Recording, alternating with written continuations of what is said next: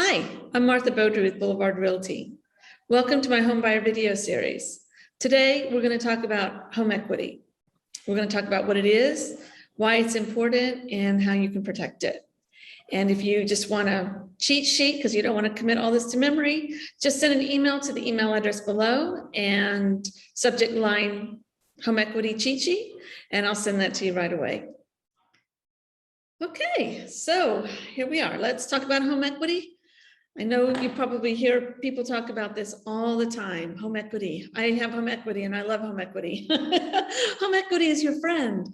So let's start with what it is.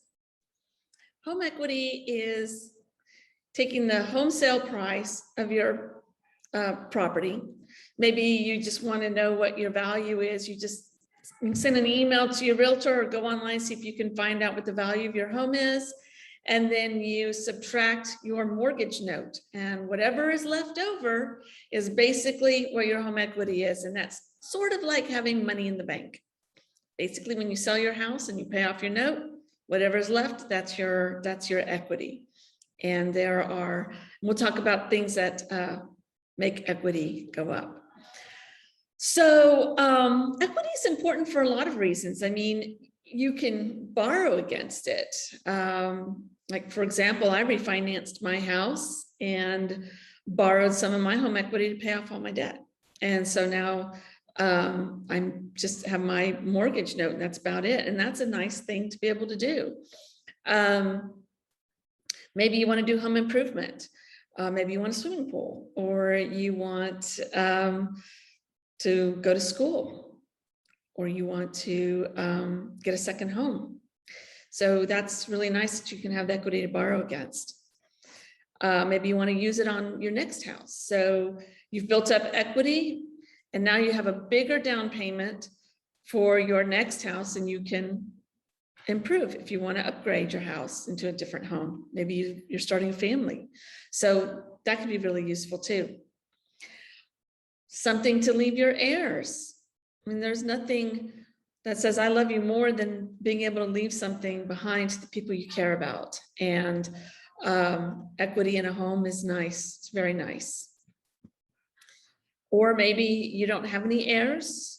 You've paid your home off, but you need cash. You can do what's called a reverse mortgage. It's not a bad program. You just want to make sure that you're dealing with a reputable company, but reverse mortgage is another nice thing to have. So having equity in your house means that there's money there for you to use later. And it allows you to drop private mortgage insurance. I do go over this in my video on lending, but basically private mortgage insurance is something that's added onto your note if you put down less than 20% when you purchase your house. So as your home builds equity, you're in a position to be able to drop that mortgage private mortgage insurance payment. And that can save you, another additional maybe $100, $150 a month. That's not bad. Just depends on how your mortgage is and how little you put down and what your credit score is. But dropping that private mortgage insurance is nice. So how do you build your equity? Well, the first obvious one is to pay off your mortgage debt, because as we discussed in the beginning, whatever is left on your mortgage payment when you sell your house impacts how much equity you have available to you. So obviously paying off your mortgage debt increases your equity. Improving your community. Anything that you can do to improve your community will improve the value of your property. So if you get involved with creating gardens, adding sidewalks, adding curbs, improving your ditches, your drainage, cleaning up bad properties, making sure trash gets picked up, all of these things that improve your community improves the value of your property. And as the value of property goes up, you build equity. If it's a really nice neighborhood, people want to move into it. And the more people that want to move into your neighborhood, that means the higher the demand. And if your supply is low, then you can ask for more for your property.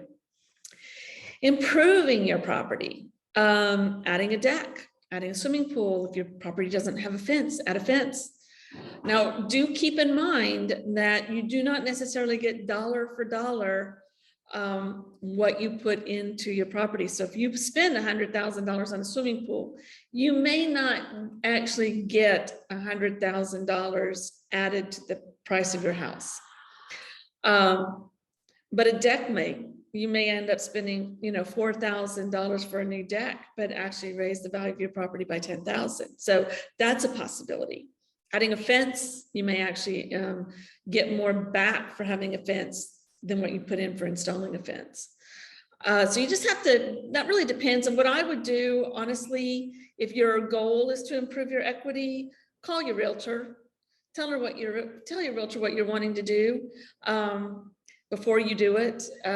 Make sure that if your goal is to improve your equity, that what you're doing is actually going to do that.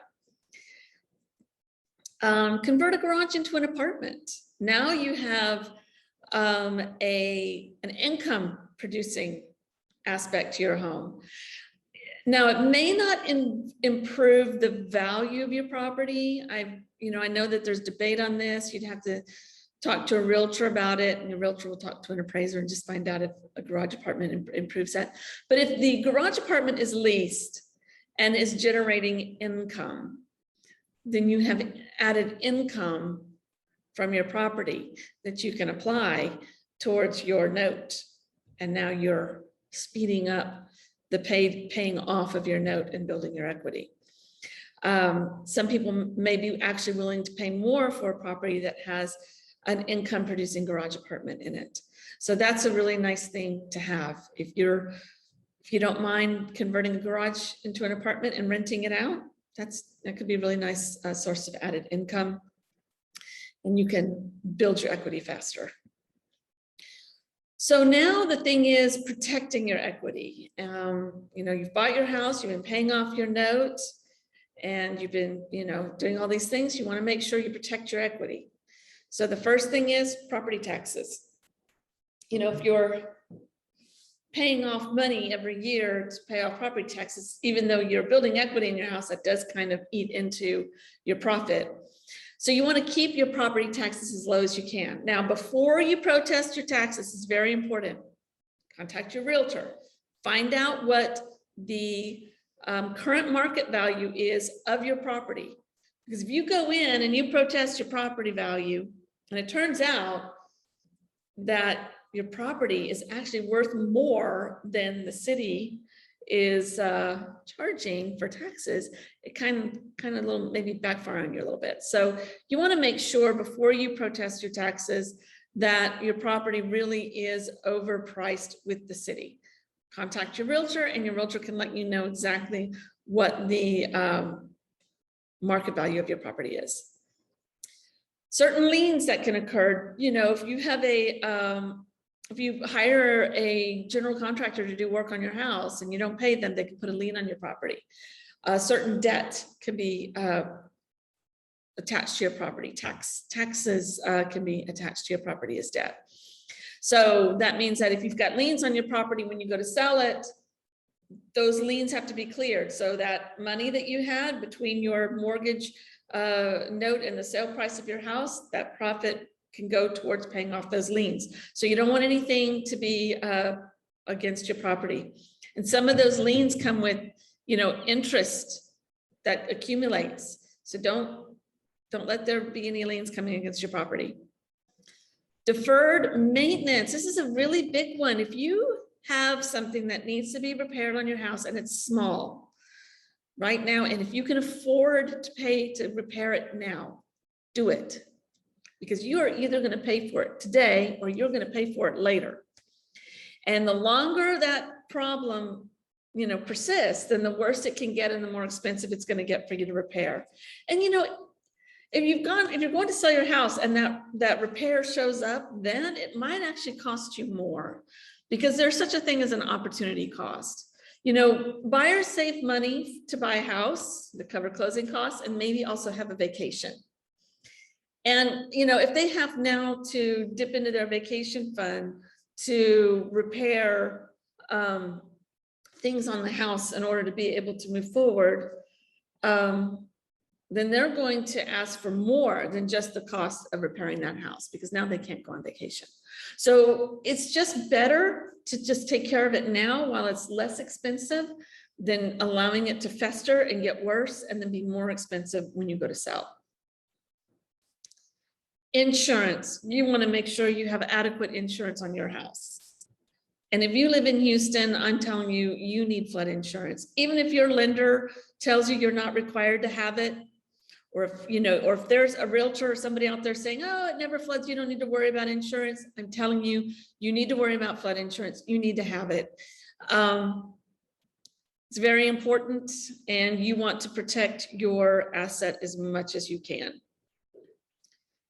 Don't undersell your property. You know, I mean, obviously what you sell it for minus what your mortgage payment is, that's, you know, that's where money can be left on the table. So you want to make sure that your realtor, when you go to sell it, has really good comps and is giving you a really good sale price. Doesn't necessarily mean you have to go with the realtor that gives you the highest sale price, because that can bite you if you overprice your property and you have to keep bringing it down. You want to price your property at the very best price that the market will pay, and not undersell it. That's the goal. And then when you buy your property, you don't want to overpay, because again, your mortgage note, you know, is part of what eats into your equity. So don't overpay for your property either, but it's kind of hard, you know, when you're in a buyer's market and you're having to bid and compete with everybody else, sometimes you do have to overpay. But if you're in a normal market, then try to negotiate the best price that you can. And that's pretty much it. If you would like a cheat sheet that kind of, you know, covers the bullets of what we just talked about, just send an email to this address right here that you see, martha@mothabodri.com. I'd be more than happy to send you a video. A cheat sheet. And also, you know, if you have any questions about the home buying process, about selling a home, anything like that, you know, reach out to me. I am never too busy for questions, and I'd be more than happy to answer your questions. So I hope I hear from you, and I want to thank you very much for listening to my video, and you have a great day. Bye.